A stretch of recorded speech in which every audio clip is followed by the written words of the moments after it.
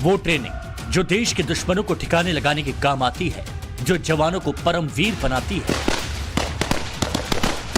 गोलियों की वो बौछार जो दुश्मन का कलेजा पलक झपकते छलनी कर देती है। हिमालय से भी ऊंचे हौसले का वो सबक जो खेमे में हाहाकार मचा देता है, दुश्मन को हथियार डालने पर मजबूर कर देता है। सेना का वो इन्फेंट्री स्कूल जहां तैयार होते हैं विजयश्री और शौर्य की अमिट गाथा लिखने वाले शूरवीर।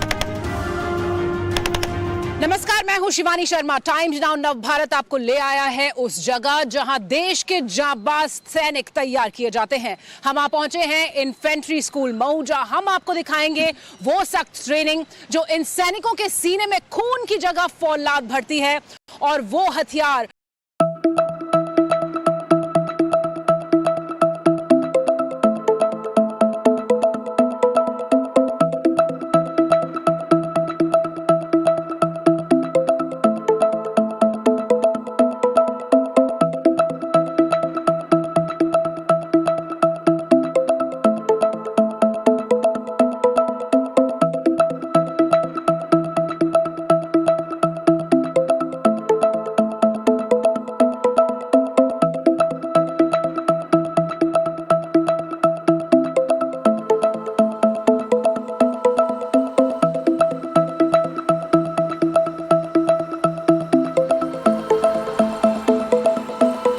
भारतीय सेना का वो हिस्सा जो जंग के मैदान में सबसे आगे रहता है, और इसका सिद्धांत होता है एक गोली एक दुश्मन।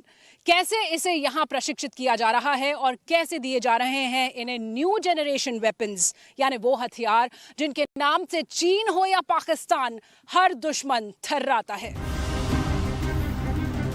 हिमालय के बर्फीले पहाड़, राजस्थान के रेगिस्तान से लेकर मैदान तक, गहरी नदी से लेकर जंगल के बियाबान तक, पलक झपकते ही दुश्मन का शिकार करना यहां सिखाया जाता है।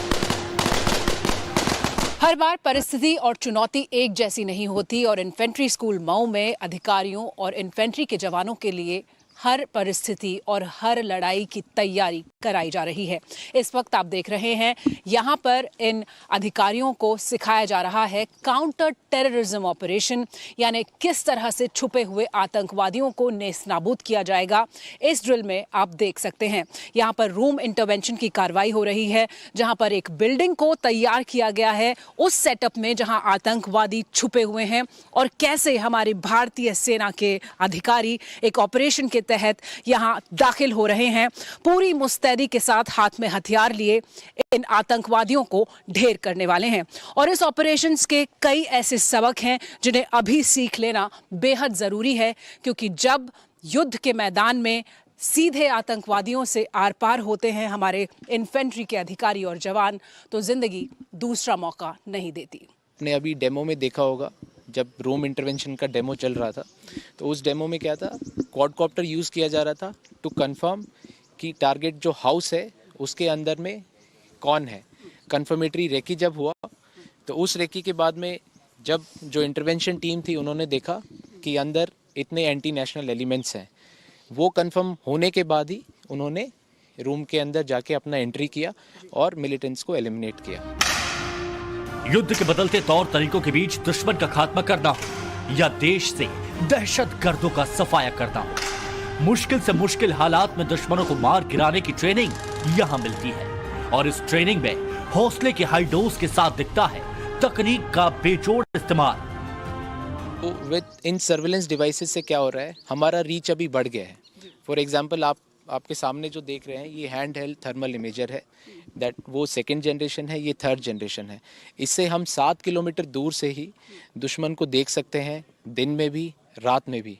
और अगर वेदर ख़राब है तो उसके लिए हमारे पास में बैटलफील्ड सर्विलेंस रडार है और दूसरे इक्विपमेंट्स हैं, कैमराज हैं, जिनका पूरा फीड एक जगह पे लेके आते हैं, सो दैट हम अपनी तरफ से हमें पूरी इन्फॉर्मेशन है दुश्मन की एक एक मूवमेंट की। सेना में बदलाव फ्यूचर वॉरफेयर को लेकर भी हो रहा है। सेना के जंगी बेड़े में नई पीढ़ी के हथियारों को शामिल किया जा रहा है।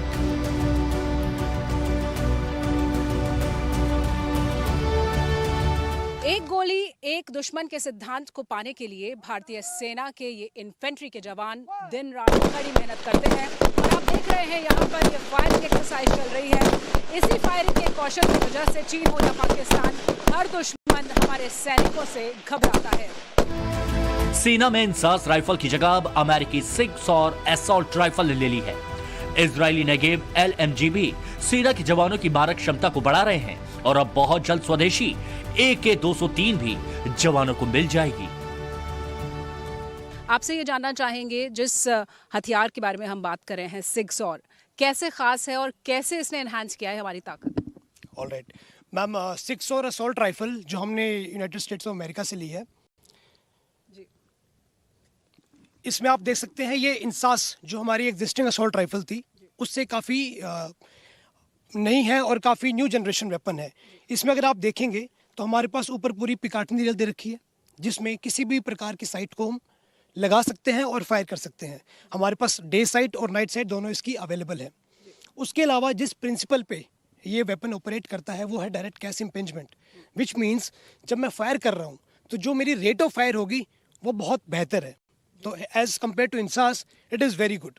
इसके अलावा हमारी AK-203 जो इंडिया में बन रही है जॉइंट वेंचर रशिया के साथ, वो बाकी जो इंसास बची हुई हैं उनको वो रिप्लेस कर देगी। और यहाँ पर आप देखिए जो अगला हथियार है जिसके बारे में हम बात कर रहे हैं वो होगा नेगेव, यानी ये वो LMG है जो इजराइल से ली गई है।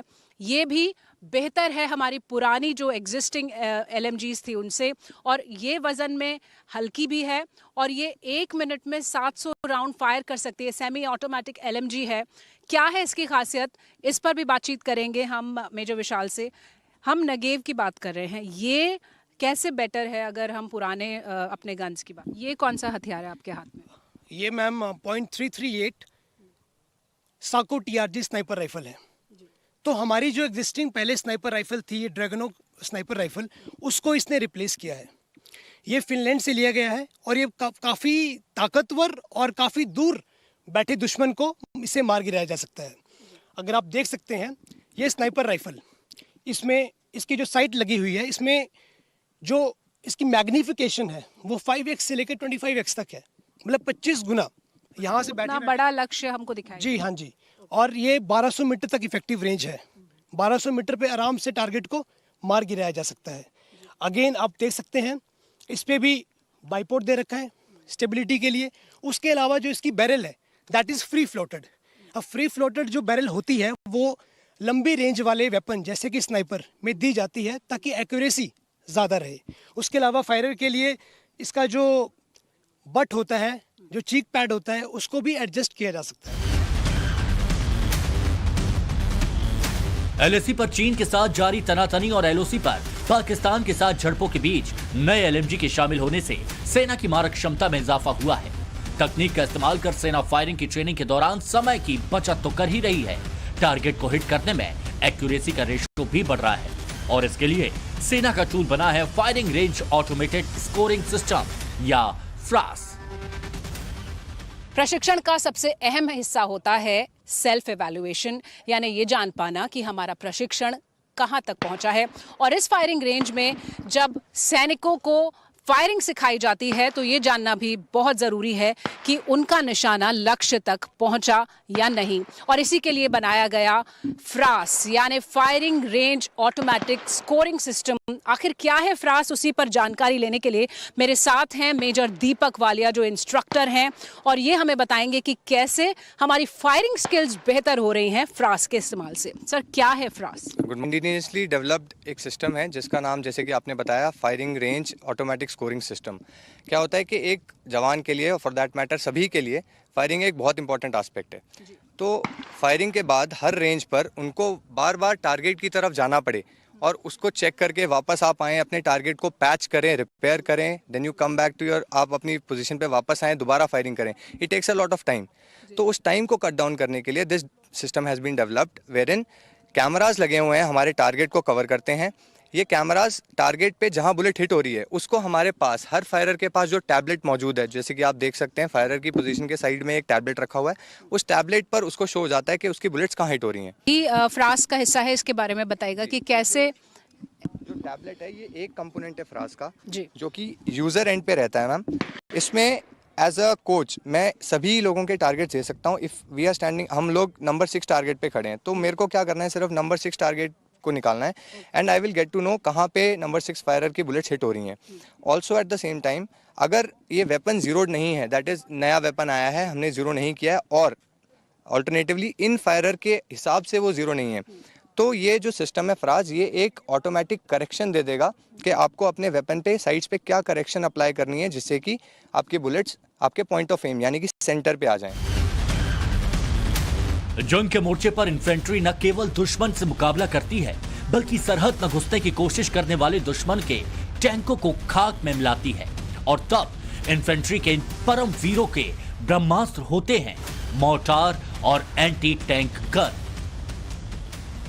युद्ध के मैदान में आर पार की लड़ाई के साथ बेहद जरूरी होता है कि दुश्मन के टैंक्स और दूसरे व्हीकल्स को नेस्त नाबूद कर दिया जाए। और अब हम आपको दिखाने वाले हैं 81 mm मोर्टार, जिसे इस्तेमाल किया जाता है ATGM के तौर पे। इसके अलावा यहाँ पर आप देखिए anti tank guided missile launcher, जहाँ पर बहुत जल्द नाग मिसाइल का इंडक्शन हो सकता है और भारतीय सेना को मिल सकता है नाग मिसाइल। फिलहाल आप देख रहे हैं ये जो ATGM जो मिलान इस्तेमाल करता है, ये मिलान मिसाइल इस्तेमाल करता है, उसको कैसे इस्तेमाल किया जाता है युद्ध के मैदान में दुश्मन के टैंक्स को और दूसरे जो व्हीकल्स हैं उनको नष्ट करने के लिए। ये एक सिमुलेटर है जहां से ट्रेनिंग दी जाती है, प्रशिक्षण दिया जाता है। इन्फेंट्री स्कूल मऊ में हम देख रहे हैं कि कैसे ये सेटअप तैयार किया गया है ताकि यहाँ बैठकर बिल्कुल उसी तरह की कंडीशंस तैयार की जाएं जैसी युद्ध के मैदान में होती हैं। और ये सिमुलेटर बिल्कुल उसी तरह की परिस्थितियों में हमारे जवानों को ट्रेनिंग देता है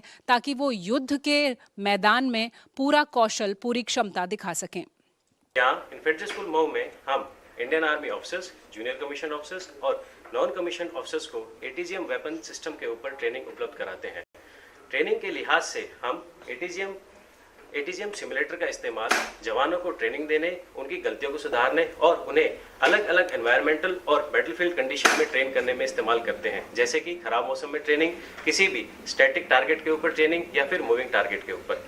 इसके प्रशिक्षण के बाद एक जवान भली भांति तरीके से लड़ाई के मैदान में इस वेपन सिस्टम को इस्तेमाल करने में अपने आप के ऊपर काफ़ी कॉन्फिडेंस रखता है।